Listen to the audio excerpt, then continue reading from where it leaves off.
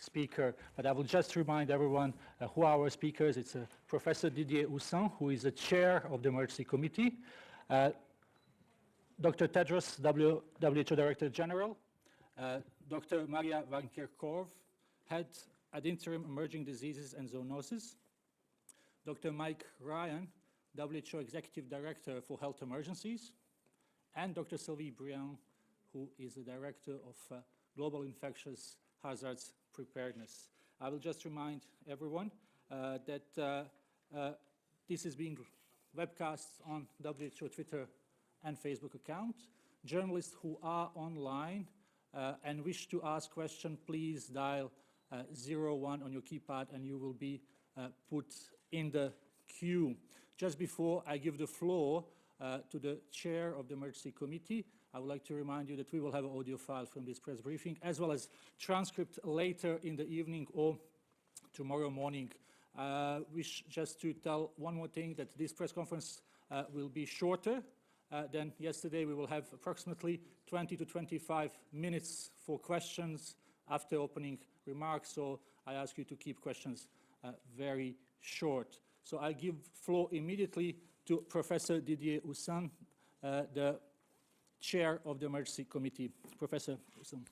Thank you very much. So according to the international health regulations, the main treaty in the field of health, Dr. Tedros has convened an emergency committee about the novel coronavirus epidemic in China, and the question was whether this event constitutes a public health emergency of international concern. The advice to the DG, which is provided by the emergency committee, is that now is not the time. That's a bit too early to consider that this event is a public health emergency of international concern. As I told you yesterday, the emergency committee members, which I thank for their work, were very divided, almost 50-50, and they continued today to be in the same division with regard to the advice concerning the declaration of a fake. Several were reinforced in their idea that it should be considered as a fake, considering the evolution of the epidemic, some increase in the number of cases, in the severity of the disease, but several others say that it is too early because of limited number of cases abroad, and also considering the efforts which are presently made by Chinese authorities in order to try to contain the disease. Declaring a public health emergency of international concern is an important step in the history of an epidemic. The perception of this declaration by the international community in the most affected country for the people who are presently struggling with the virus certainly has to be considered. Nevertheless, the emergency committee considered also that following some advices might already be useful, produce useful results, even in the absence of a fake. Those advices which were sent to the DG of WHO concern mainly the constitution of a mission, international, multidisciplinary, to try to investigate some of the unknowns of this epidemic, be it the animal source, the mode of transmission, or the containment measures, but also advised to prepare already for the international coordination, for the research efforts that should be done in the field of vaccines and medical countermeasures. And finally, to WHO, the EC, of course, said to the DG that it is ready to reconvene as soon as necessary, even in the coming days, if necessary, if the evolution of the epidemic deserves such a reconvening.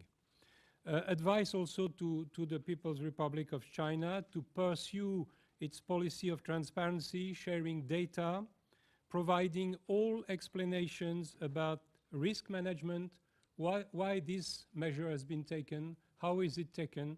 This is very important to understand what is done in China.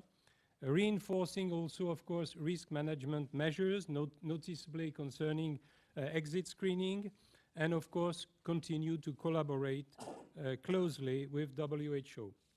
Advices also to the countries which are at the moment affected by some cases or not affected, saying to this country to be ready to cope with some cases, sporadic cases. Let's hope that they will remain sporadic.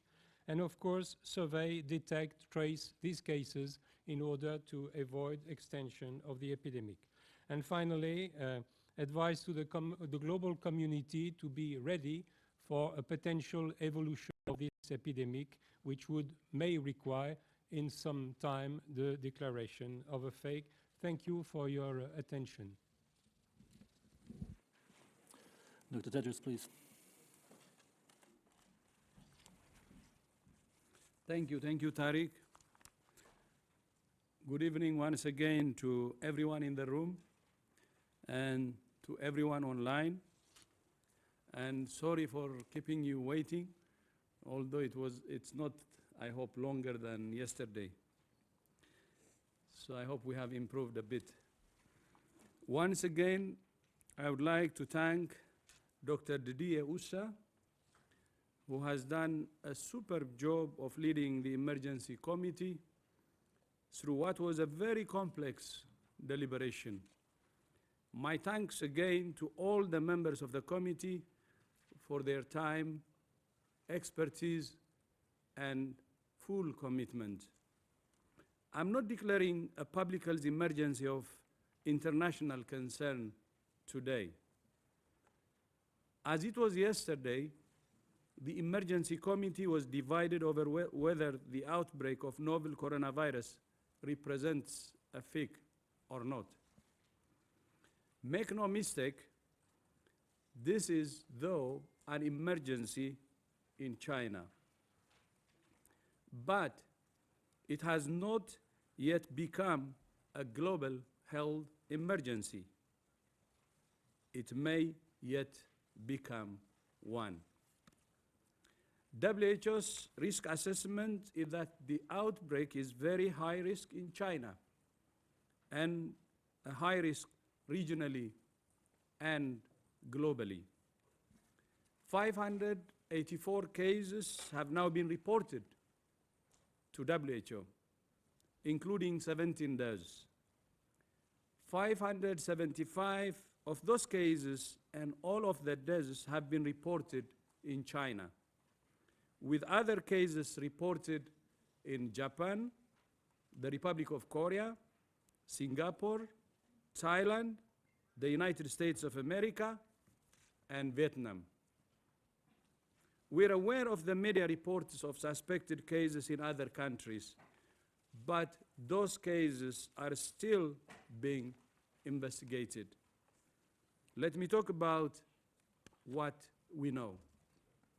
We know that this virus causes severe disease and that it can kill. Although for most people, it causes milder symptoms. We know that among those infected, 1/4 of patients have experienced severe disease. We know that most of those who have died had underlying health conditions such as hypertension, diabetes, or cardiovascular disease that weakened their immune systems. We know that there is human-to-human transmission in China, but for now, it appears limited to family groups and health workers caring for infected patients. At this time, there is no evidence of human-to-human transmission outside China. But that doesn't mean it won't happen. There is still a lot we don't know. We don't know the source of this virus. We don't understand how easily it spreads. And we don't fully understand its clinical features or severity. WHO is working with our partners night and day in China and the other affected countries at the regional level and here at the headquarters to fill the gaps in our knowledge as quickly as possible. It's likely that we will see more cases in other parts of China and other countries. China has taken measures it believes appropriate to contain the spread of coronavirus in Wuhan and other cities. We hope that they will be both effective and short in their duration. For the moment, WHO does not recommend any broader restrictions on travel or trade. We recommend exit screening at airports as part of a comprehensive set of containment measures. All countries should have in place measures to detect cases of coronavirus, including at health facilities. The committee has made several recommendations to prevent the further spread of the virus, which the chair has described and which I have accepted. There are a few simple things we can all do to protect ourselves and each other, like washing hands, covering your mouth and nose when you sneeze, and so on. WHO has a full package of information on its website. Once again, I would like to thank the government of the Republic of China for its cooperation and transparency. The government has been successful in isolating and sequencing the virus very quickly and has shared that genetic sequence with WHO and the international community. This outbreak was detected because China has put in place a system specifically to pick up severe lower respiratory infections. It was that system that caused this event. I wish to reiterate the fact that I'm not declaring fake today should not be taken as a sign that WHO does not think the situation is serious or that we're not taking it seriously. Nothing could be further from the truth. WHO is following this outbreak every minute of every day at country, regional, and global level. We're working to prevent human-to-human transmission. We have provided guidance to all countries for the rapid identification, management, and containment of the virus based on the sequence we got from China. We're coordinating our networks of global experts. We're working to advance the development of diagnostics, therapeutics, and vaccines. We're completely committed to ending this outbreak as soon as possible. And I will not hesitate to reconvene the committee at a moment's notice, anytime. It could be in a day, it could be in a couple, it could be any time. Thank you very much again for joining us. Thank you very much, Chair Rustan. Thank you very much, Dr. Tedros. We will open the floor for a short session of questions. Those online, please type 01 on your keypad. We will start with our colleague from Caixin. Sorry if I mispronounced the name of the meeting. Thank you for that. My question is on the quarantine cities, the measures China has taken, and also traveling. In 2003, when we had SARS, several cities did the same thing. I wonder what were the biggest mistakes that we should avoid this time. And on traveling, I wonder, can you elaborate, besides the screening and masks, what other measures should be taken, please? Because now is the big season for traveling.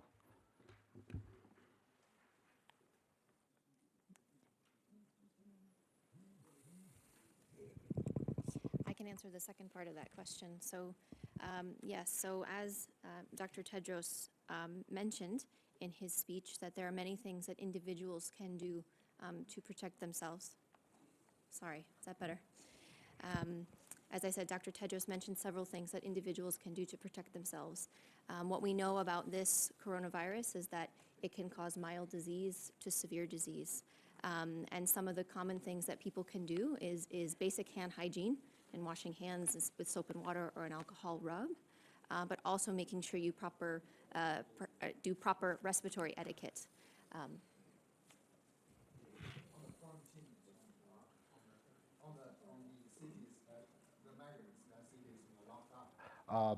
The mistakes that we should avoid this time, such as cross the suspected becoming real ill people.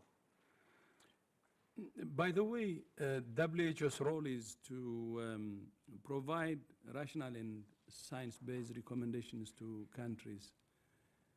But at the end of the day, a sovereign country has the autonomy to do what it thinks is right and based on the situation.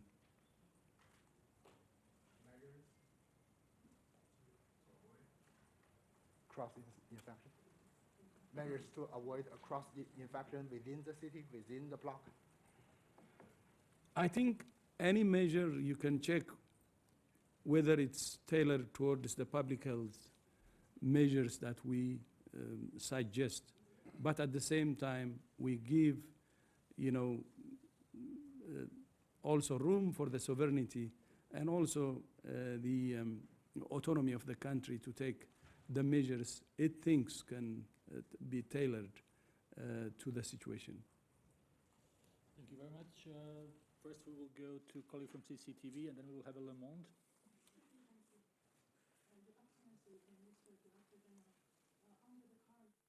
What do you think is the favorable factors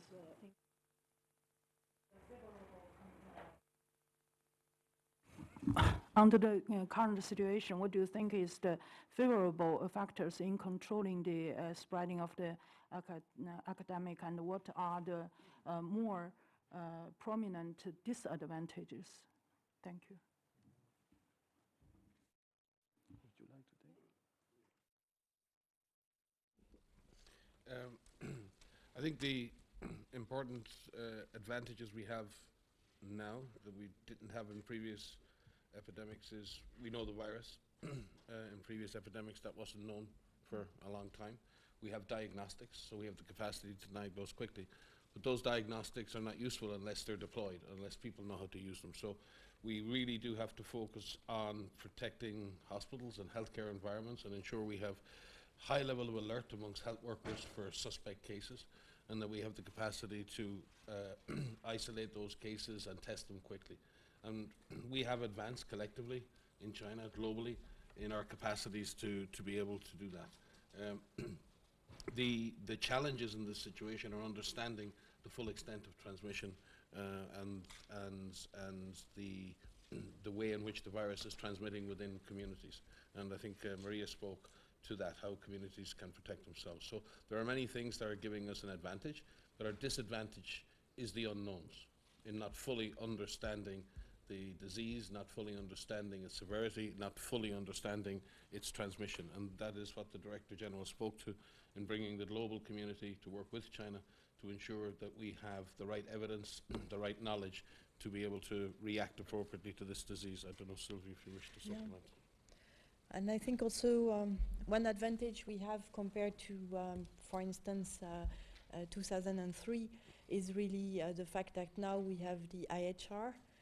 That is a framework that has been adopted by all member states to coordinate international response. And so it allows us also to not only to coordinate the control measures, but also coordinate the generation of knowledge and sharing of information globally. And so this will accelerate certainly the discovery of new measures and new opportunities to tackle this disease. Thank you very much.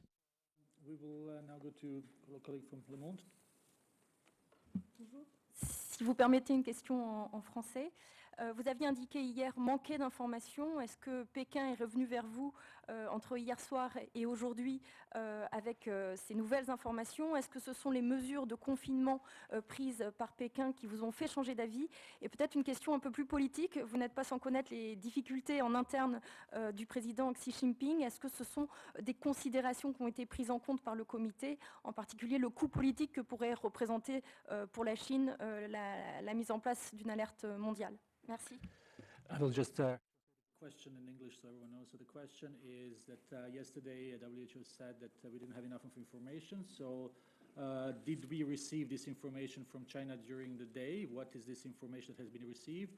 And is there any part of politics that have been taken into consideration, domestic politics into consideration by the committee? Chair, please. Thank you very much. You want me to respond in French or in English? En français. Bon, je vais vous répondre en français puis je vais traduire. Les informations qui nous manquaient étaient de deux natures. Nous voulions savoir si les mesures prises dans la ville de Wuhan résultaient d'une évolution que nous ne connaissions pas de la situation épidémiologique locale.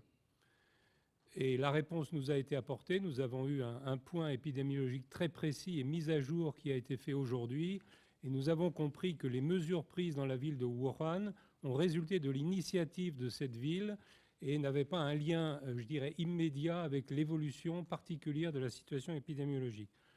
Quant à la question sur la dimension politique, cette question n'a pas été évoquée au sein du comité qui n'a pas les compétences pour aborder ce genre de sujet. Now I will speak in English. So the information which we expected today compared to yesterday were mainly related to the announcement yesterday as a surprise of the decisions which were taken concerning public transportation in the city of Wuhan, but also Huzhou and Wangang. So we received from the health authorities of China very precise information about the evolution of the epidemics, and we also understood that the decision which had been taken in the city of Wuhan was an initiative of the city of Wuhan, of course in consultation with the provincial and national authorities, but it was not directly related to a specific evolution of the epidemiology in the city. And concerning the political aspects, we have not the competence in the emergency committee to address these very important issues. Thank you very much, Chair. We will now go to our journalists who are online, and we will start with and I'm sorry if I'm not getting the name right, Kenny from Nikkei, Japan. Kenny, can you hear us? Yes, I can hear you. Yeah, I'm Kenji Kawase from Nikkei. May I start my question? Could you hear me? Yes, we can hear you. Just please speak slowly and loudly. Okay, yeah. Okay, my question is with regard to Taiwan. Taiwan is not part of the WHO because of political reason. But, however, there seems to be no boundary border in terms of transmission of virus. And I was wondering how WHO has been working with the Taiwanese authority on this case. And also, was there any reconsideration of accepting Taiwan as a member or being part of the prevention of the disease, and also the exchange of information, of such important information in terms of hygiene? Thank you. Thank you very much, Kenny. Is there anyone who would... Mike? We work very closely with technical partners in China, Taiwan, and have done so. And if you cast your minds back to 2003, even during SARS, we had a deep technical support to China, Taiwan at that time, and nobody will deny the necessary public health assistance in that situation. And I believe the authorities in Taiwan are working very closely with China and the mainland, and I believe there have been joint missions and joint approaches to the response. So I would characterize at the moment from our perspective that there is technical cooperation going on between provinces in China and between WHO and any of those entities that seek our assistance, but through the normal procedures and processes of WHO and its member states. Thank you. Thank you very much, Dr. Ryan. Now, one more question from online. Nurit from NPR. Nurit, can you hear us? Yes, I hope you can hear me. So I take the point that the Director General made about countries having autonomy.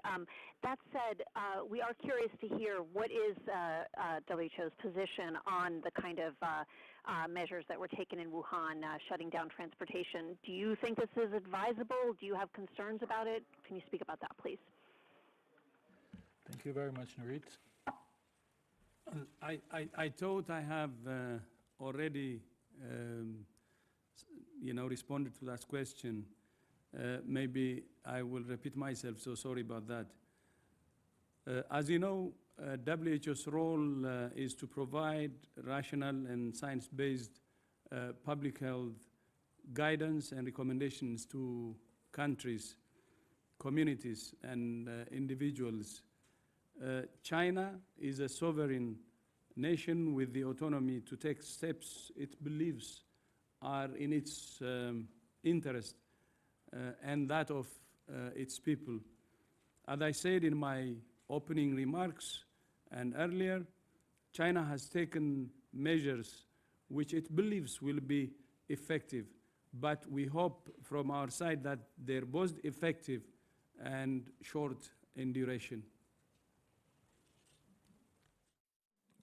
If I may add something, that what Dr. Tedros mentioned about the technical package that WHO is putting together is a package that's aimed at all countries, where it's recommended, and the advice that we provide is based on the evidence, it's based on the information we have and the information that we've learned from past experiences with other coronaviruses, which is focusing on identifying cases early, the prevention of human-to-human transmission and onward spread and international spread, making sure that anyone that is identified as being infected with this virus has appropriate care, and communicate with those individuals so that they know and their families know what to do. Thank you. Thank you very much. Bodhi, please. Phoenix TV from China, Hong Kong. I have a question for Mr. Tedros.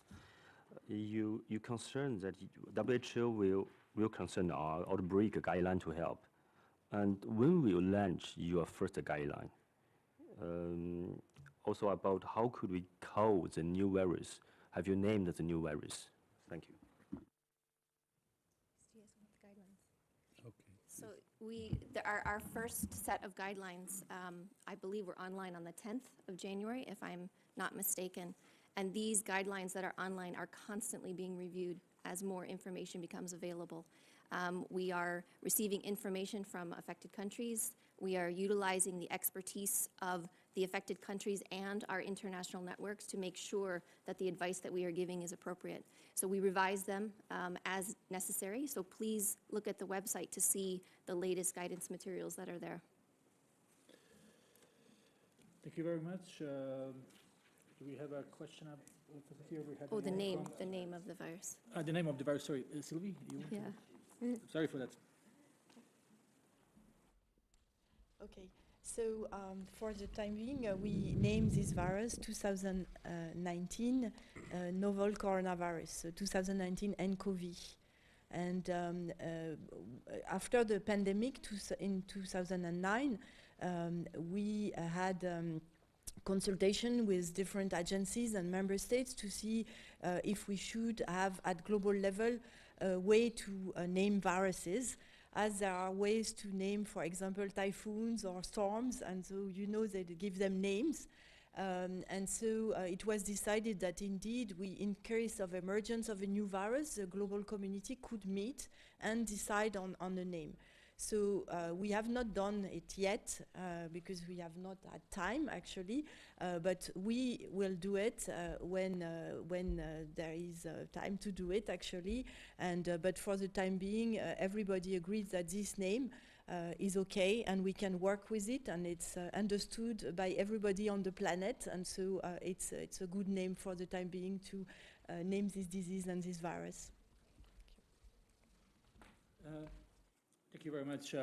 We really have to wrap up. We have a really time for one or two very short questions. I will go here for colleagues who didn't have a time to ask questions. Yesterday, Bloomberg first, and then your colleague next to you, and then we will have to leave because Chair Professor Hussain has to leave us. Thank you. This is Thomas Muller from Bloomberg. I was just wondering if there are any conclusions that we could draw, given that the mortality rate isn't rising as fast as the case rate. And my second question is about the epi curve. Has the WHO had enough data from China about the dates and timing of the onset of symptoms to map out the epi curve? And will that epi curve become public at some time? And if, in any case, are you able to comment a little bit what the epi curve might look like? Dr. Ryan. Yes, actually, last evening we received the latest disaggregated raw data on a case basis from the government of China, and for that we are very grateful, and we're currently analysing that. We also received a detailed analysis and presentation today from the National Health Commission and CBC China, which detailed a lot of the epidemiologic data. We do have the data to construct the epidemic curve, and at this point, when you look at it from the perspective of suspect and confirmed cases, the outbreak is still evolving. We're not at a position to say that the epidemic has peaked. The outbreak is still evolving. However, having that information allows us now to track on a daily basis along with and in partnership with China. And again, we're grateful for that partnership. Again, it must be said, in many of these situations in the past, countries haven't been prepared to share that detail of data, quite frankly. And we're grateful for that. With regard to case fatality, it's something that's come up again and again in epidemics. We have to be very, very careful at the beginning of an epidemic in making any pronouncements around the true severity of an epidemic. Because, and it can work both ways. At the moment, we haven't seen many mild cases. As we detect more mild cases, then effectively the severity may decrease because there are more mild cases in proportion to severe cases, and that may do it. We also need to be careful in that many people are very sick in hospital right now, and more may die in the coming days, and the number of deaths may increase. And that may give the impression of an increased severity. So it's extremely important that we stick to the facts. The facts are that 17 people have died, and their families grieve them this evening. That is the fact of the matter. Overall, what we will see ultimately as severity and death remains to be seen. We also have quite a number of severe cases. And in this case, I think we need to focus also on those individuals and the standards of care that they receive. We don't have a specific therapy for this disease or for any coronavirus, but patients can do well with intensive supportive therapy. So we need to focus on early diagnostics, early supportive care, intensive care where needed, and ensuring that the burden of cases within the system, and we've seen this with other diseases like dengue and cholera and in the past, the system itself, the health system may come under pressure as many worried well and people who think they have the disease come. So we need to also manage the pressure on the health system so the system can continue to function and triage patients appropriately. But I think we do need to, at this point, just be a little careful on making any pronouncements regarding the true case fatality associated with this disease. Thank you.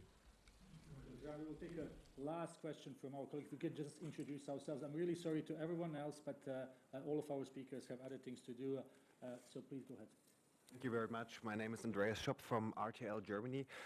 There are reports that the virus originated from snakes. Do you have any conclusion about that? What can you tell us about that? Thank you very much. The investigation is going on, but so far no conclusive evidence actually. Well, with that, we will have to conclude. Thanks to everyone here in Geneva, and thanks to everyone who was watching us on our social media platform and who dialed in.